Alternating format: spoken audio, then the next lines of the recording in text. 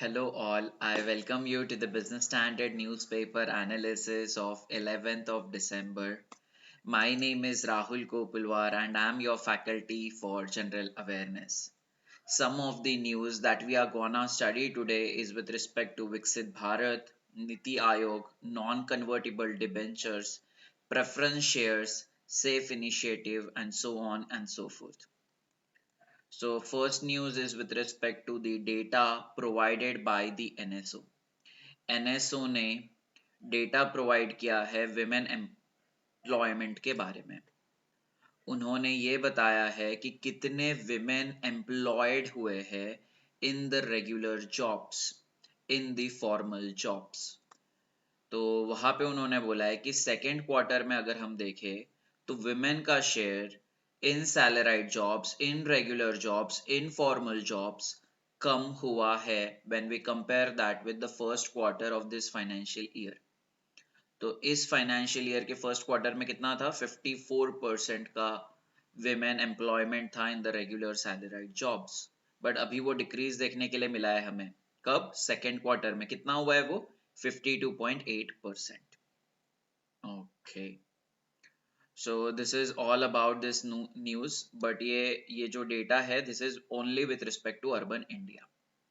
अभी ये जो डिक्रीज हुआ है, क्यों डिक्रीज हुआ है? क्योंकि कोविड-19 में और उसके अगले 2-3 साल तक बहुत सारे लोगों को वर्क फ्रॉम होम की जॉब्स मिल रही थी और बहुत सारे लोग वर्क फ्रॉम होम की जॉब से खुश थे, क्योंकि अभी एम्प्लॉयर्स ने विमेन को ऑफिस में बुलाना शुरू किया है। तो जिसके वजह से काफी विमेन ने अपने जॉब्स को छोड़ दिया था। ठीक है, तो ये जॉब छोड़ने के वजह से ही विमेन का employment in the salaried jobs कम हुआ है in the second quarter when we compare that with the first quarter. Okay यार, ऑब्वियसली छोड़ेंगे ना घर पे। अगर प्रॉब्लम्स ठीक नहीं हो पा रहे, इन द सेंस कि यार अगर कोई विमेन है, उनका रिसेंट किड हुआ है, उनका बच्चा 1 साल का, 2 साल का, 3 साल का है, बट उनके घर पे कोई ख्याल रखने के लिए नहीं है, तो ऑब्वियसली वो छोड़ेंगे ना जॉब, क्योंकि उनके बच्चे उनकी प्रायोरिटी होती है। ठीक है, और अगर विमेन को लगता है कि उनका जो ऑफिस आवर्स है वो काफी बड़ा है और जिसके वजह से वो घर की रिस्पॉन्सिबिलिटीज ठीक से मेंटेन नहीं हो पा रही उनकी तरफ से, फिर भी वो छोड़ेंगे। अगर उनको लगता है कि ऑफिस जाते जाते जो भी पब्लिक इंफ्रास्ट्रक्चर है, पब्लिक ट्रांसपोर्ट है, अगर वो उसमें खुद को सेफ नहीं कर पाते हैं, फिर भी वो लोग जॉब छोड़ेंगे। ठीक है, तो द पॉइंट इज कि आपके एम्प्लॉयर ने विमेन को ऑफिस में बुलाना शुरू किया है, इसलिए विमेन ने काफी ज्यादा जॉब्स छोड़े हुए हैं, जिसके वजह से आपको women employment in the salaried jobs आपको कम देखने के लिए मिल रहा है in the urban India when we talk about the second quarters data. And NSO ने कौन सा डेटा पब्लिश किया है? पीरियोडिक लेबर फोर्स सर्वे, उसमें ये चीज मेंशन की गई है। Okay, next we move on to Niti Aayog ना एक डॉक्यूमेंट बना रहा है, वो डॉक्यूमेंट का नाम है विकसित भारत @2047। यहाँ पे ये बताया गया है कि अगर इंडिया को डेवलप्ड इकोनॉमी बनना है, डेवलप्ड इकोनॉमी ऑफ $30 ट्रिलियन बनना है बाय 2047, तो इंडिया को क्या क्या चीजें करना पड़ेगा और इंडिया क्या क्या चीज करेगा, उसके बारे में ये डॉक्यूमेंट में बताया जाएगा। सो डॉक्यूमेंट का नाम है विकसित भारत @2047। कौन बना रहा है? नीति आयोग बना रहा है। नीति आयोग के सीईओ ने रिसेंटली इसके बारे में बोला था।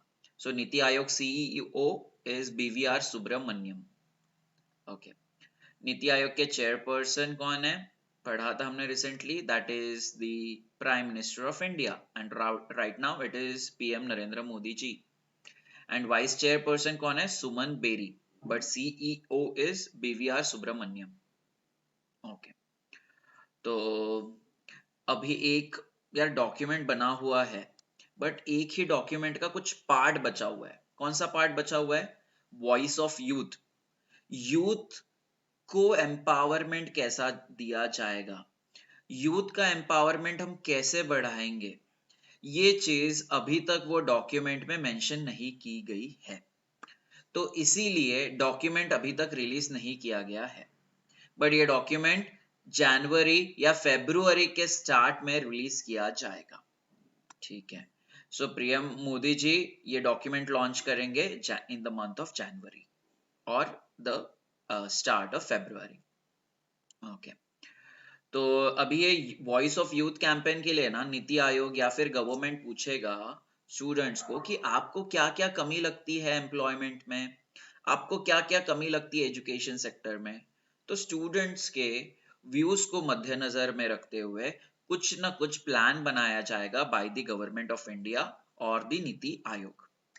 ओके, तो ये डॉक्यूमेंट में ये बोला गया है कि अगर हमें पर कैपिटा इनकम इंक्रीज करना है तो वो कैसे करेंगे और कितना होगा।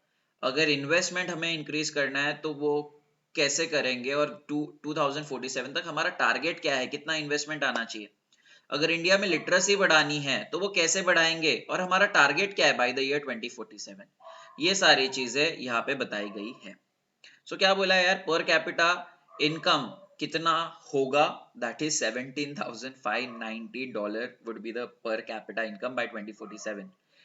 इतना इन्वेस्टमेंट आएगा, कितना 1273 ट्रिलियन रुपीस का इन्वेस्टमेंट आएगा, और लिटरेसी रेट 90% का होगा। ये ऐसे टारगेट्स है हमारे गवर्नमेंट ऑफ इंडिया के। पर कैपिटा इनकम अगर आपको नहीं पता है क्या होता है, आप 7 दिसंबर का वीडियो लेक्चर देख लीजिए, वहां पे मैंने बहुत डिटेल में आपको एक्सप्लेन किया है। ठीक है, 7 दिसंबर आप न्यूज 5 वाले स्लाइड पे चले जाना। Okay, next is about India का ट्रेड डेफिसिट कितना होना चाहिए by 2047, only $3.5 trillion. Okay, trade deficit मतलब क्या, जब इंपोर्ट पेमेंट्स एक्सीड हो जाते हैं as compare to export payments तो उसको आप बोलते हो ट्रेड डेफिसिट। ओके, मतलब इंपोर्ट्स हो रहे हैं हमारे $100 के, इंपोर्ट्स के लिए हमने पेमेंट किया $100, but no no no, so import हमने किया है, हाँ ठीक है $100 मान लो। ओके, इंपोर्ट के लिए हमने पे किया है हमारे इंडिया ने $100, बट एक्सपोर्ट से हमें कितना पैसा आया हुआ है, जस्ट $50। ठीक है, तो यहाँ पे क्या है, import payments is greater than the export payments. ठीक है, तो जब इंपोर्ट ज्यादा होता है एज कंपेयर टू एक्सपोर्ट, आपको ट्रेड डेफिसिट देखने के लिए मिलता है। तो यही चीज आप यहाँ पे देख रहे हो, इंपोर्ट्स के लिए हम पे तो कर रहे हैं $12.12 ट्रिलियन, बट एक्सपोर्ट्स में हमारे पास कितना आएगा, ऐसा प्रेडिक्शन है $8.67 ट्रिलियन ओनली। तो देखो वो टाइम पे भी 2047 में भी ऐसा प्रेडिक्शन है कि वो टाइम पे भी हमारा नेट एक्सपोर्ट कंट्री ही रहेगा, और अगर हमारा नेट एक्सपोर्ट कंट्री रहेगा तो मेरे हिसाब से मुझे ऐसा लगता है कि जो हम इंटरनेशनलाइजेशन ऑफ रुपी की बात कर रहे हैं वो होना बेहद डिफिकल्ट होगा। ठीक है, मुझे ऐसा लगता है कि 10% चांस भी नहीं है इंटरनेशनलाइजेशन ऑफ रुपी होने का in the next 20 to 25 years। ठीक है, okay, let's move forward. SEBI ने बोला है कि नॉन कन्वर्टिबल डिबेंचर्स और non convertible redeemable preference shares जो इशू किए जाएंगे, अभी अगर कोई कंपनी नॉन कन्वर्टिबल डिबेंचर या non convertible redeemable preference shares अगर इशू करते हैं तो जिसका मिनिमम वैल्यू 1 लाख रुपीस का होता है। ओके, और अगर अभी सेबी ने प्रपोज कर रहा है तो सेबी बोल रही है कि अभी ये 1 लाख रुपीस का वैल्यू जो है ना, 1 लाख रुपीस का जो मिनिमम परचेस प्राइस है ना, उसको हमें कम लेके आना है 10,000 रुपीस पे। क्यों?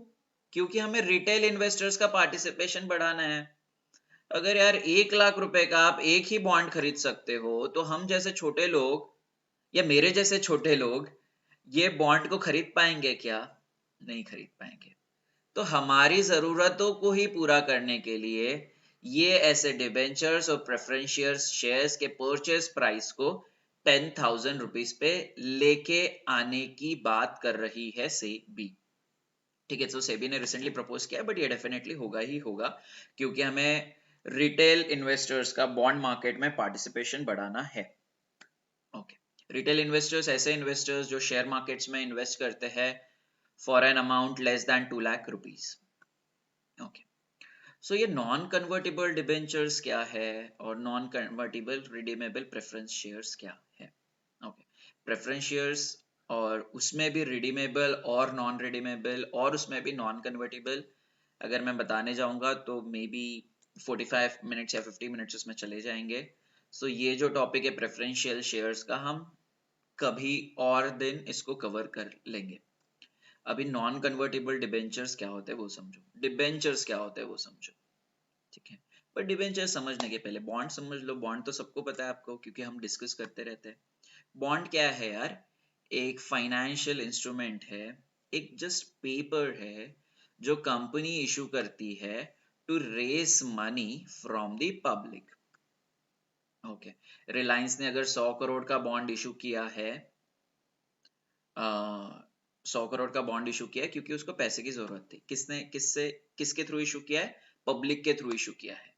ओके, तो ये बॉन्ड जो होते हैं ना, इसको सिक्योर्ड इंस्ट्रूमेंट बोलते हैं हम, और जो डिबेंचर्स होते हैं उसको नॉन सिक्योर्ड इंस्ट्रूमेंट बोलते हैं। ठीक है, जैसे रिलायंस ने अगर 100 करोड़ का बॉन्ड इशू किया तो उसके बदले उसको 100 करोड़ का कोलैटरल भी रखना पड़ता है। मतलब रिलायंस का बॉन्ड राहुल ने खरीदा, ठीक है, राहुल ने 100 करोड़ का बॉन्ड खरीद लिया रिलायंस का अकेले ने। बट अगर रिलायंस डूब जाती है तो राहुल का पैसा भी तो रिलायंस नहीं देगी ना, ठीक है, क्योंकि रिलायंस के पास पैसा ही नहीं रहेगा।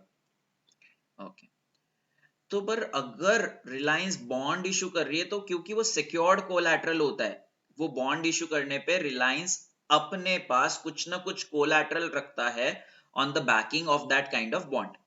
तो रिलायंस ने 100 करोड़ इशू किए, तो रिलायंस ने क्या किया? 100 करोड़ का अपना एंटीला बॉन्ड के कोलैटरल में रख दिया। ओके, अगर राहुल का पैसा डूबता है तो रिलायंस को बाय मैंडेटरी ऑब्लिगेशन अपना एंटीला सेल करना पड़ेगा और राहुल को पैसा देना पड़ेगा, उसका 100 करोड़ रुपए। अगर रिलायंस 100 करोड़ रुपए नहीं दे पा रहा है बाय सेलिंग दैट एंटीला, तो जितना भी पैसा वो एंटीला बेच के मिलेगा रिलायंस को, लेट्स से 80 करोड़ मिलेगा, तो 80 करोड़ का 80 करोड़ पूरा राहुल को देना पड़ेगा। तो अगर रिलायंस डूब रही है तो उसको राहुल का पैसा लौटाना पड़ेगा अगर रिलायंस बॉन्ड इशू कर रहा है तो। क्यों? क्योंकि बॉन्ड एक सिक्योर्ड कोलैटरल होता है, ठीक है, बॉन्ड की बैकिंग होती है कोलैटरल की। तो कोलैटरल बेचने के बाद जो भी पैसा आ रहा है up to maximum 100 crore rupees as a example, वो पूरा का पूरा पैसा रिलायंस को राहुल को देना पड़ेगा अगर वो बॉन्ड इशू कर रहा है तो। बट अगर वो डिबेंचर इशू कर रहा है तो कोई जरूरत नहीं, because debentures are unsecured, debentures पे कोई कोलैटरल नहीं होता है। तो राहुल ने डिबेंचर्स में इन्वेस्टमेंट किया, राहुल रिलायंस के, तो अगर रिलायंस डूबती भी है तो रिलायंस को उसके एसेट्स को बेचना नहीं पड़ेगा टू पे back the money of Rahul, ठीक है। तो डिबेंचर्स क्योंकि अनसिक्योर्ड कोलैटरल होते हैं तो रिलायंस को कुछ भी चीजें सेल नहीं करनी पड़ेगी अपनी राहुल का पैसा देने के लिए।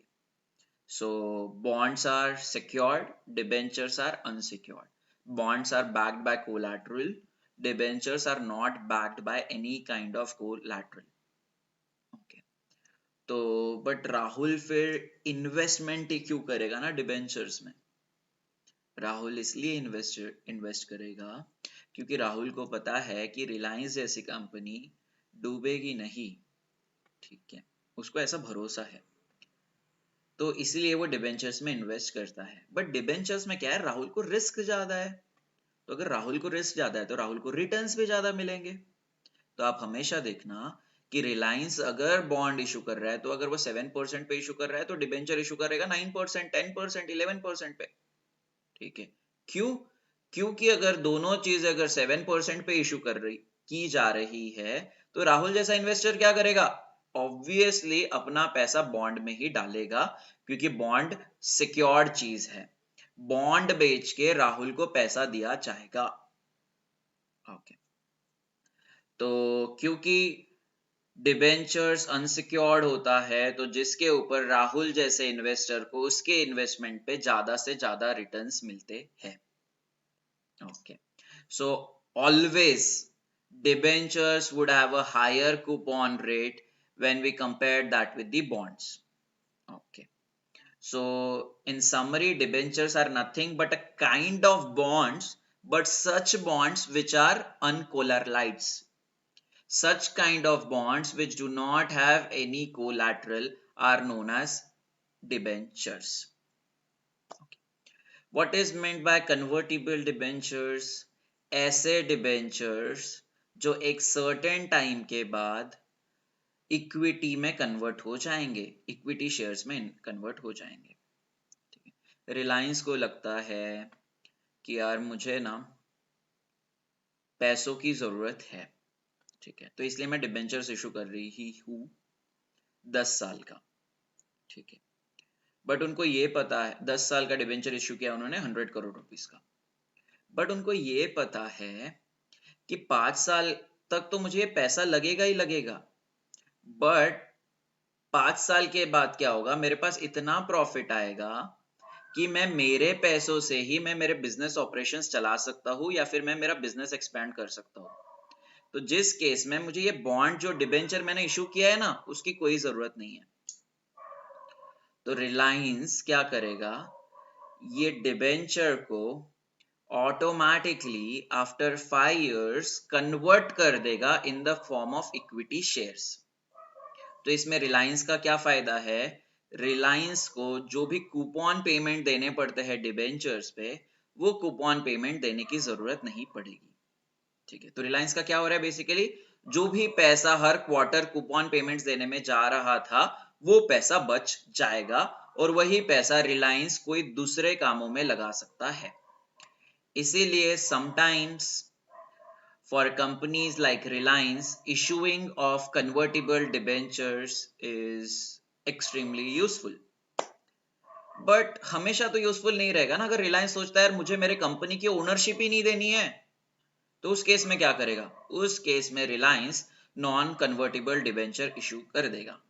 मतलब हमारे एग्जाम्पल में 10 साल का बॉन्ड इशू किया है 100 करोड़ का, तो 10 साल तक रिलायंस को कंटिन्यूअसली कूपन पेमेंट्स देने पड़ेंगे to the investor such as Rahul, क्योंकि ये डिबेंचर इक्विटी में कन्वर्ट नहीं होगा. सो कन्वर्टिबल डिबेंचर ऐसे debenture at some point of time equity में कन्वर्ट होंगे. नॉन कन्वर्टिबल डिबेंचर ऐसे डिबेंचर जो किसी भी टाइम के बाद इक्विटीज में कन्वर्ट नहीं होंगे.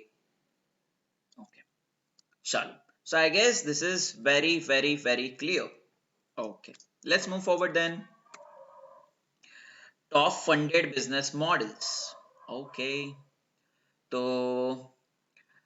इन्वेस्टर्स ने ऑल ओवर द ग्लोब के इन्वेस्टर्स ने सबसे ज्यादा कौन से स्टार्टअप्स में पैसा लगाया है, कौन से डोमेन बिजनेस डोमेन में पैसा लगाया हुआ है, ये चीज यहाँ पे बताई गई है.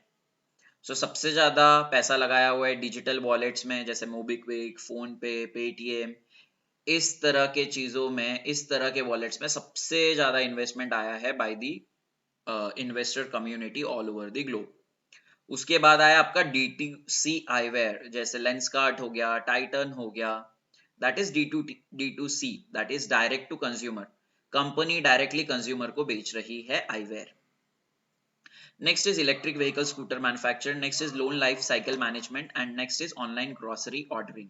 ठीक है, लोन लाइफ साइकिल मैनेजमेंट जैसे आपके जो पूरे के पूरे लोन्स को मैनेज कर रही है, बैंक के पूरे लोन्स को अगर कोई मैनेज कर रही है कंपनी, आपके लोन्स को अगर कोई कंपनी मैनेज कर रही है, that would be a part of loan life cycle management. ठीक है, तो ये डिजिटल वॉलेट में सबसे ज्यादा पैसा किसको मिला है, फोन पे को मिला है. उसके बाद लेंसकार्ट, D2C वेयर में, और ये सारी चीजें. इलेक्ट्रिक व्हीकल में आपको ऑब्वियसली पता है, इलेक्ट्रिक ओला इलेक्ट्रिक का नाम काफी ज्यादा चल रहा है. ठीक है, याद कैसे रख लो, समझ लो यार. सबसे ज्यादा चलने वाला डिजिटल वॉलेट कौन सा है अभी, ऑब्वियसली फोन पे. ठीक है, D2C आईवेयर आपको पता है, आप टीवी लगाओगे, यूट्यूब लगाओगे, आपको लेंसकार्ट के काफी ज्यादा एड्स दिखते हैं. क्यों दिख रहे हैं, क्योंकि उनको सबसे ज्यादा फंडिंग मिला है D2C आईवेयर सेगमेंट में. Next is what, electric vehicle. आप देखते होंगे यार, ओला की ही ऐड आती है आपको आजकल, ओला ओला ही सुनने के लिए मिलता है इलेक्ट्रिक व्हीकल कैटेगरी में आपको। तो ओला इलेक्ट्रिक क्यों कर पा रहा है? क्योंकि उसको पैसा मिला है, तो ब्रांडिंग कर रहा है, simple. Loan life cycle management, शायद आपने परफ्यूज का नाम नहीं सुना होगा, but perfuse is a very famous company. And next is online grocery ordering. तो आप देखते हो कि 1 मिनट में आपको डिलीवरी कौन दे रहा है आजकल? जेप्टो दे रहा है। क्यों दे रहा है? क्योंकि बहुत पैसा है उनके पास, इसलिए ब्रांडिंग भी कर रहा है, मार्केटिंग भी कर रहा है, simple. Online grocery ordering is Zepto. Google ने अपना recently artificial intelligence model launch किया है, जिसको सबसे most powerful artificial intelligence model बताया जा रहा है, तो जिसका नाम है जेमिनी। ये जेमिनी के 3 वर्जन हैं। एक हल्का फुल्का वर्जन है, एक थोड़ा मीडियम लेवल का वर्जन है, और एक बेस्ट वर्जन है उनका। ठीक है, प्रो लेवल वर्जन है उनका। ठीक है, मतलब क्या? नैनो मतलब यार छोटा मोटा सा वर्जन बनाया है जो कि नॉर्मल यूजर्स यूज कर सके, ठीक है, उनके बेसिक नेसेसिटीज पूरा कर सके। That is known as nano version. Pro version, it is the heavier version, and Ultra is the most powerful large language model version. ठीक है, इसमें डिटेल में जाने की जरूरत नहीं है, बट याद रखो जेमिनी के 3 वर्जन है, प्रो, अल्ट्रा और नैनो। सबसे छोटा है नैनो, उसके बाद प्रो और उसके बाद ultra. Ultra is the most powerful model. Okay, let's move forward.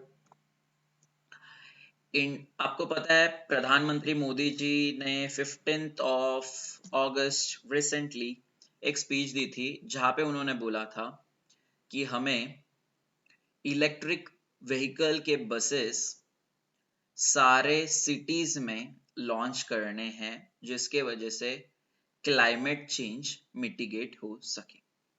okay. तो 50,000 इलेक्ट्रिक बसेस का अभी टारगेट रिसेंटली सेट किया गया है बाय आवर कंट्री, बट वो टाइम पे बोला था कि 10,000 इलेक्ट्रिक बसेस हमें डिप्लॉय करनी है to some kind of cities. But overall अगर हम टारगेट देखें, सो 50,000 इलेक्ट्रिक बसेस हमें हमारे इंडियन स्ट्रीट्स पे चलाने हैं, ऐसा इंडिया का टारगेट है बाय द ईयर 2027। तो इसके लिए पैसा भी तो लगेगा ना मैन्युफैक्चरर्स को। जब मैन्युफैक्चरर्स के पास पैसा आएगा तभी तो इलेक्ट्रिक गाड़ियां बनाएगी, इलेक्ट्रिक बसेस बनाया जाएगा। तो इसके लिए पैसा दिया जाने वाला है इंडियन गवर्नमेंट के द्वारा, कुछ यूएसए गवर्नमेंट के द्वारा, और कुछ फिलैंथ्रोपिक दैट इज इन्वेस्टर्स के द्वारा। फिलैंथ्रोपिस्ट जो भी डोनर्स है आपके, हंसी खुशी से डोनेट करते हैं सोशल कॉजेस के लिए, उसको आप फिलैंथ्रोपिस्ट बोलते हो। जैसे Ratan Tata is the most well known philanthropist. Next is Ajim Premji. Next is Zerodha's founder, Nitin Kamath and Nikhil Kamath. They are well-known philanthropists. So आपको भी बनना होगा philanthropist, तो मुझे comment section में बताइए। philanthropist in the sense आपको 100 करोड़ 500 करोड़ अगर किसी को डोनेट करने हैं तो मुझे comment section में बताइए, ठीक है। So ये एक फंड बनाया गया है यूएसए और इंडिया के द्वारा। दैट फंड कितने रुपीस का है? वो that fund is approximately of rupees $390 million. तो ये मिलियन डॉलर फंड में 240 मिलियन इंडिया ने डाले हुए हैं, और बाकी जो 150 मिलियन आया है यूएस गवर्नमेंट और फिलैंथ्रोपिस्ट ग्रुप से आया हुआ है। This thing you should know. Okay, 240 million India की तरफ से आया हुआ है। Next is chief minister of Chhattisgarh Vishnu Deo Sai, chief minister बनने वाले अगले कुछ 2-3 दिनों में ऑफ छत्तीसगढ़। तो ये विष्णुदेव साई पहले स्टेट के ट्राइबल चीफ मिनिस्टर है इन द 20 इयर्स। ओके, इसके पहले हमारे एक इंटरिम सीएम थे जो कि ट्राइबल चीफ मिनिस्टर थे छत्तीसगढ़ के, जिनका नाम है अजीत जोगी। okay. तो ये 3 साल के लिए थे इंटरिम सीएम। ओके, तो यहाँ पे ऐसा क्यों बोला है interim? Ajit Jogi was then a tribal leader in the Congress, was interim CM of the state from its inception on November 1, 2000. Okay. Since its inception क्यों? क्योंकि छत्तीसगढ़ स्टेट ही आपका एस्टैब्लिश हुआ है in the year 2000 on November 1, on date November 1 in the year 2000 ही आपका Chhattisgarh state establish हुआ है। इसलिए सबसे पहले interim CM was tribal leader whose name is Ajit Jogi. Okay, so Ajit Jogi Congress से बिलोंग करते थे और Vishnudeo Sai belongs to BJP. Next is global globe goal on adaptation. यहाँ पे बोला गया है कि यार अगर हमें क्लाइमेट चेंज या फिर ग्लोबल वार्मिंग को कम से कम करना है, क्लाइमेट चेंज के इम्पैक्ट को अगर मिटिगेट करना है, तो उसके लिए हमें कुछ ऐसा फ्रेमवर्क लाना पड़ेगा जिसके वजह से ये चीजें जल्दी से जल्दी कम हो सके। बट क्या लाना है क्या नहीं लाना है हमें नहीं पता, क्योंकि अभी तक इसके ऊपर डिस्कशन कंटिन्यूअसली चल रहे हैं। बट ये चीज कब बोली गई थी? ये चीज बोली गई थी पेरिस एग्रीमेंट 2015 में। ठीक है, क्या बोला गया था about this global goal on adaptation? हमें एक ऐसा कॉम्प्लेक्स अप्रोच चाहिए जिसके वजह से ग्लोबल वार्मिंग को हम कम कर सके और जिसके वजह से क्लाइमेट चेंज को मिटिगेट कर सके। ओके, तो COP28 के प्रेसिडेंट कौन है आपके? सुल्तान अल जाबर। वो अभी रिसेंटली डिस्कस कर रहे हैं कि ये ग्लोबल गोल ऑन एडेप्टेशन में क्या चीजें होनी चाहिए, क्या चीजें नहीं होनी चाहिए। जब मे बी COP28 खत्म होने के बाद आप हमें आइडिया आ जाएगी कि ग्लोबल गोल ऑन एडेप्टेशन में क्या क्या चीजें होने वाली है, क्या क्या चीजें नहीं होने वाली है। बट आपको ये पता है UN report last month release हुई थी, तब भी हमने ये पढ़ा था कि डेवलपिंग कंट्रीज को मिनिमम 215 to 387 बिलियन डॉलर्स लगेंगे अगर उनको जल्दी से जल्दी क्लाइमेट चेंज को मिटिगेट करना है तो। ठीक है, डेवलपिंग कंट्रीज सारों को मिला के 215 to 387 बिलियन एनुअली लगेंगे अगर क्लाइमेट चेंज को उनको मिटिगेट करना है तो। बट उनको कितना मिल रहा है? Just peanuts. कितना? 21 बिलियन US डॉलर्स। एक चीज है वो, उसके बारे में आपको समझना चाहिए, equity and common but differentiated responsibilities and respective capabilities, ये कुछ नहीं है। ये बोला जा रहा है डेवलपिंग कंट्रीज के द्वारा, यूनाइटेड नेशन के द्वारा, कि यार ऐसे कंट्रीज है, ऐसे डेवलप्ड कंट्रीज जिन्होंने ज्यादा से ज्यादा पॉल्यूशन किया हुआ है, उनको बहुत ज्यादा पैसा डेवलपिंग कंट्रीज को देना चाहिए। जैसे USA, चाइना, रशिया, UK, ये काफी ज्यादा डेवलप्ड हो गए और इन्हीं के वजह से ग्लोबल वार्मिंग पूरे कंट्री में बढ़ गया है, पूरे वर्ल्ड में बढ़ गया है, और जिसके वजह से क्लाइमेट चेंज बढ़ते जा रहा है। तो सारों लोगों का, डेवलपिंग कंट्रीज, यूनाइटेड नेशन और COP28 में यही बातें चल रही है कि जो भी ग्लोबल पोल्यूटर्स है, जिन्होंने भी सबसे ज्यादा पोल्यूशन किया है, उन्हीं को सबसे ज्यादा एफर्ट्स लेने चाहिए, सबसे ज्यादा पैसा खर्च करना चाहिए, जिसके वजह से क्लाइमेट चेंज मिटिगेट हो सके, जिसके वजह से ग्लोबल वार्मिंग कम हो सके। ठीक है, ऑब्वियसली है ना, ब्राजील या फिर अफ्रीकन कंट्रीज या फिर इंडिया ने इतना पोल्यूशन ही नहीं किया as compare to developed countries, तो वो क्यों इतना पैसा खर्च करे क्लाइमेट चेंज को मिटिगेट करने के लिए? क्यों करे वो तो बात की बात है, बट उनके पास उतना पैसा भी तो होना चाहिए ना खर्च करने के लिए। तो इसलिए बोला गया है कि USA, UK, रशिया, फ्रांस, ये जो जो भी इंडस्ट्रियलाइज नेशंस है, जिन्होंने अपनी इकोनॉमी को डेवलप किया है पोल्यूशन करके, उनको बोलो आप कि हमें पैसा दे दो ताकि हम लोग अच्छी तरीके से क्लाइमेट चेंज को रिड्यूस कर सके हमारे कंट्री में। नेक्स्ट सेफ इनिशिएटिव है। एक इनिशिएटिव है, ये किसके बीच में है? अफ्रीका और मिडल ईस्ट के बीच में है, इसलिए हमें डिटेल में जाने की जरूरत नहीं है। ठीक है, ये कितने डॉलर का ये फंड रहेगा? ये कितने डॉलर का इनिशिएटिव है? That is 10 billion US dollar का ये इनिशिएटिव है। यहाँ पे ये फंड से क्या किया जाएगा? अफ्रीकन कॉन्टिनेंट में और मिडल ईस्ट में ऐसे स्टेप्स लिए जाएंगे जिसके वजह से एग्रीकल्चर सेक्टर से कोई भी क्लाइमेट चेंज जैसे प्रॉब्लम्स ना हो सके, एग्रीकल्चर सेक्टर से कम पोल्यूशन हो सके। ये चीज के लिए 10 बिलियन US डॉलर का फंड बनाया गया है by Africa as well as middle east continent, जिसके वजह से एग्रीकल्चर को क्लाइमेट फ्रेंडली बनाया जाएगा by this fund of $10 billion US by these two continents, that is Africa as well as Middle East. And this is the end of our session. If you like the content, do let me know in the comment section. And thank you so much. Bye bye.